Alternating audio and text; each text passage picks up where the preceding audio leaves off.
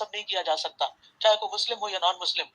اور بالباطل کا مطلب کیا ہے کہ وہ طریقے جو شرعاً ممنوع ہیں، جیسے چوری، غصب، خیانت، جوا، سود، غلط قسم کے کانٹریکٹس۔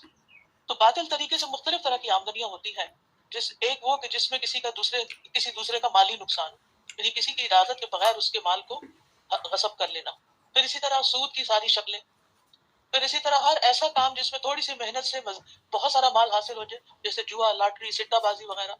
اسی طرح قسمت کے سودے، پھر اسی طرح بچوں کے ایسے کھیل کہ جن پہ اگر نشانہ لگے تو اتنی قیمت، نہ لگے تو اتنی۔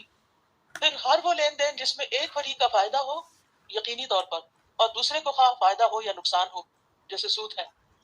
اور اسی طرح دھوکہ دے کے کچھ کمائی کرنا، مثلا کسی جانور کو بیچتے اس کا عیب چھپا دینا، جانور کا دودھ روک کر اس کو بیچنا، ناپ تول میں کمی کر جانا، دوسرے کو پھنسانے کے لیے بولی چڑھا دینا، تو ایسی چیزیں سب منع ہے۔ دوسری چیز جو اس آیت میں منع کی گئی ہے وہ ہے وَلَا تَقْتُلُوا أَنفُسَكُمْ، اور اپنے آپ کو قتل نہ کرو۔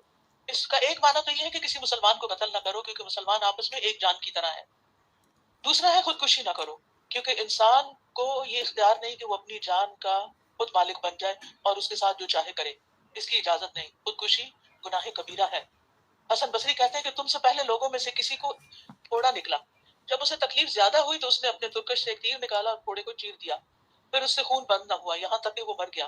تب اللہ تعالیٰ نے فرمایا کہ میں نے اس پر جنت کو حرام کر دیا۔ یہ حدیث بیان کرنے کے بعد حسن بصری نے اپنا ہاتھ مسجد کی طرف بڑھایا اور کہا، اللہ کی قسم مجھ سے یہ حدیث جندب بن عبداللہ البجلی نے بیان کی کہ رسول اللہ صلی اللہ علیہ وسلم سے اس مسجد میں یہ بات انہوں نے سنی۔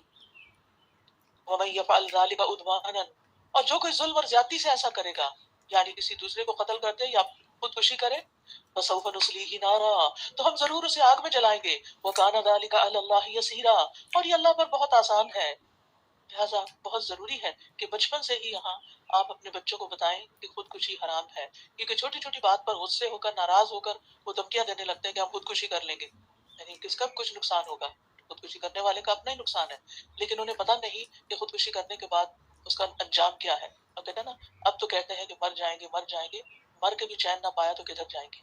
تو اس لیے بہت ضروری ہے کہ کوئی ایسا طریقہ اختیار نہ کیا جائے کہ جس میں انسان کو موت کے بعد کسی مصیبت سے واسطہ پڑے جو کبھی ختم نہ ہو۔ پھر فرمایا ان تجتنبوا کبائر ما تنہون عنہ نکفر عنکم سیئاتکم وندخلکم مدخلا کریما، اگر تم ان بڑے بڑے گناہوں سے بچتے رہو گے جن سے